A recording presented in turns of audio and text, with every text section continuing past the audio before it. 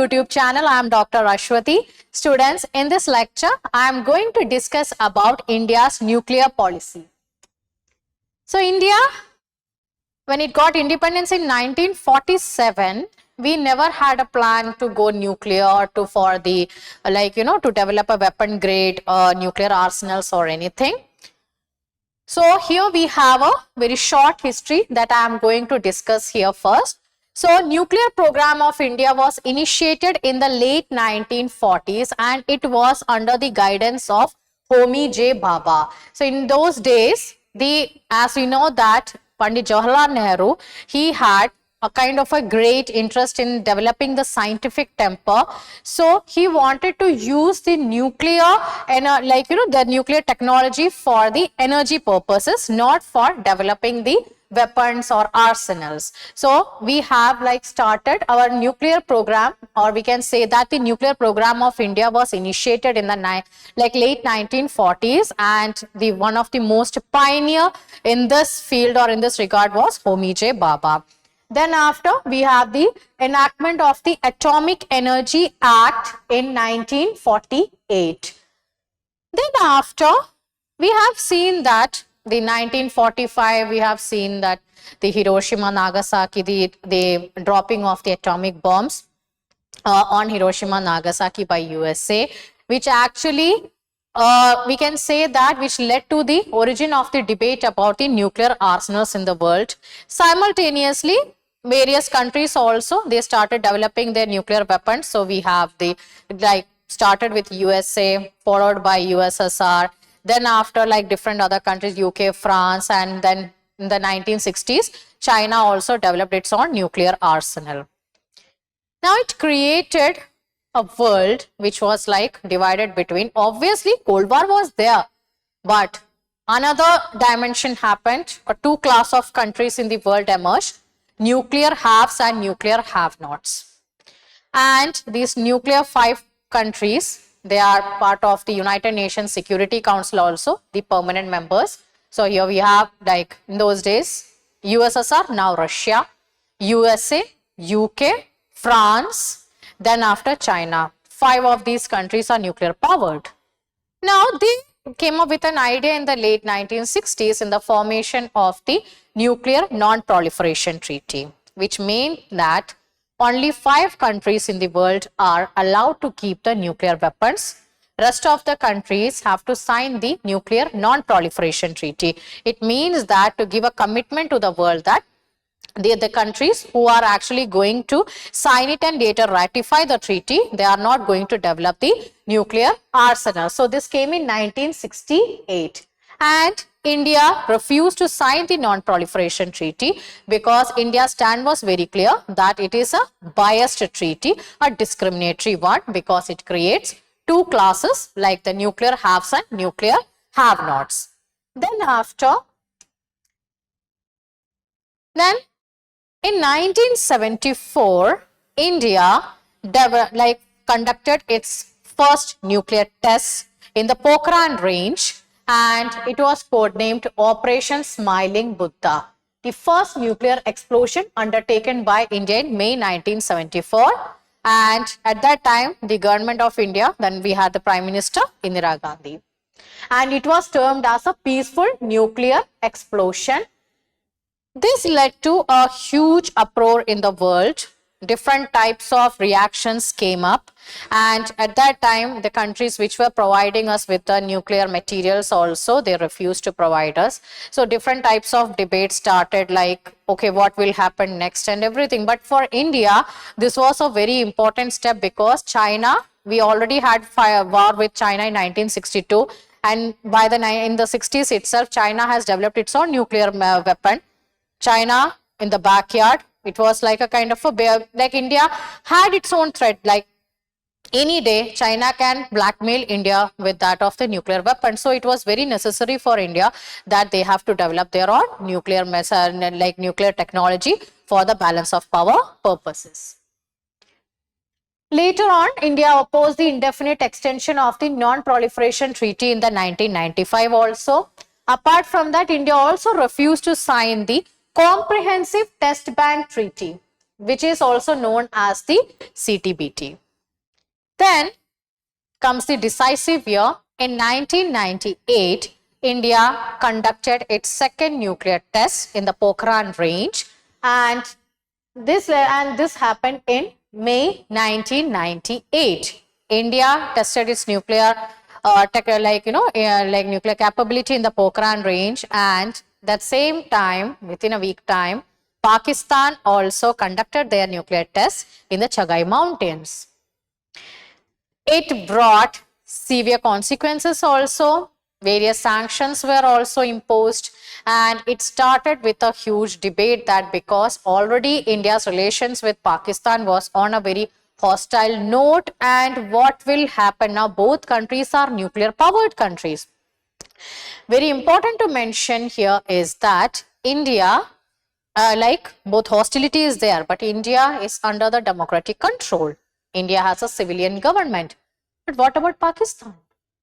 Pakistan is a country which is having a kind of a what we say on and off democracy, but major time it had dealt with the military rule itself, like starting with Ayub Khan, then after followed by Yahya Khan, then Ziaul Haq, then Parvez Musharraf. So as you know that Pakistan is not having a stable governance. So what if the debate was like, what if these weapons get into the hands of the violent non-state actors? So many discussions emerged. Now in this slide, now we have to understand the nuclear doctrine of India. So whatever countries, like you have to understand, in order to understand the nuclear politics, or let's understand that the nuclear weapons politics and all these things, we have to understand the nuclear doctrine. Each and every country, let's say that whether it is China, Pakistan, India, or any other country in the world, it is very important to understand the nuclear doctrine.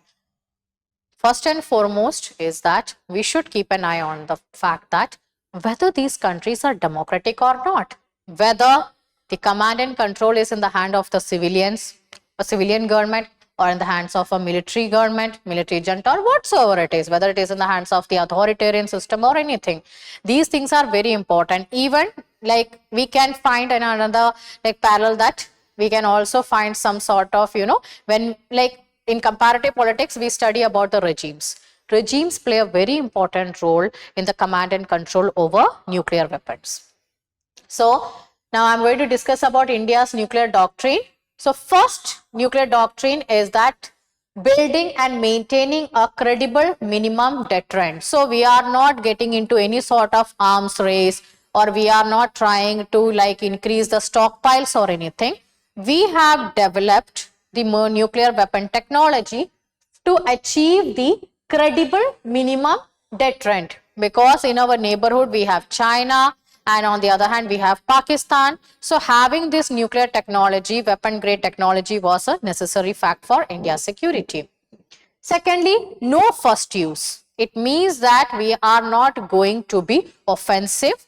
The nuclear weapons would be used for the defensive purposes. Offensive and defensive. Offensive is always about power maximization. Defensive is always about security maximization. You must have read all these things in your unit number 5, international relations. Third point is that nuclear retaliatory attacks can only be authorized by the civilian political leadership. This is a very important and cardinal point that you have to keep it in mind, that the nuclear retaliatory attacks can only be, like even if you are going for your defensive purpose also, even at that time the command structure or the authorization will be in the hands of the civilian political leadership through the nuclear command authority. Please note it down, students. Nuclear command authority. Then after, next point, non-use of nuclear weapons against non-nuclear weapon states. So this also gives a kind of a clear picture that India would not use its nuclear weapons against any country which is a non-nuclear state, or to the country which is not using the nuclear weapons, or which doesn't possess nuclear weapons. Continued commitment to the goal of a nuclear weapon free world. India developed its nuclear missile technology not because India wanted to give or to send threats across the world, but it was for our defensive purposes. It means that in our backyard we have China, we have Pakistan.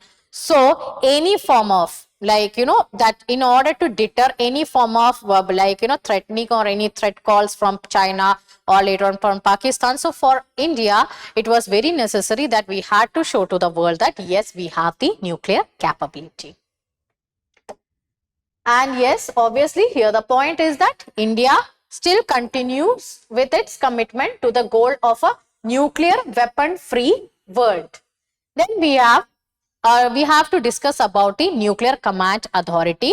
It has two sections. It comprises a political council and an executive council. The political council is chaired by the Prime Minister of the country, and it is the sole body which can actually authorize the use of the nuclear weapons. So it means that civilian control over the nuclear weapons. Then we have the Executive Council. The Executive Council is chaired by the National Security Advisor. So this is like, you have a political council and Executive Council is there. So the political council is chaired by the Prime Minister, who is the sole authority to your, like, sole body which can authorize the use of the nuclear weapons. And we have an Executive Council which is chaired by the National Security Advisor, and it provides inputs for decision making by the Nuclear Command Authority and executes the directives given to it by the political council. So it works under the the political council is at the hierarchy, at the top of the hierarchy. Then comes the Executive Council. And what is the duty of the Executive Council? That it gives the inputs for decision making by the Nuclear Command Authority, like it provides inputs for the decision making by the Nuclear Command Authority and executes the directives given to it by the political council. So let me just repeat my earlier statement that in order to understand any country's like nuclear policy, you should go through the nuclear doctrines. So this is the doctrine of India, and India has given commitments to the world that even after the explosion to, like, we have done the test in 1998, India has told the world with the commitment that the nuclear weapons are in the safe hands, that is under the civilian control.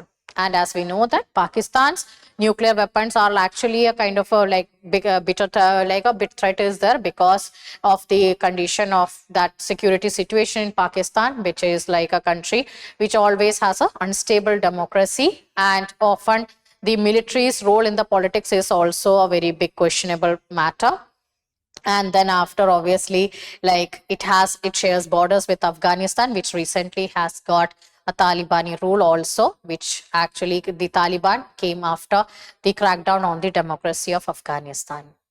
So that's all in this lecture, students. And just as I have repeated in, or like I have mentioned in many of my previous classes, that the videos on our YouTube channel are available in both Hindi and English. So in accordance to your preference, whether it is English or Hindi, you can watch the videos in accordance to it.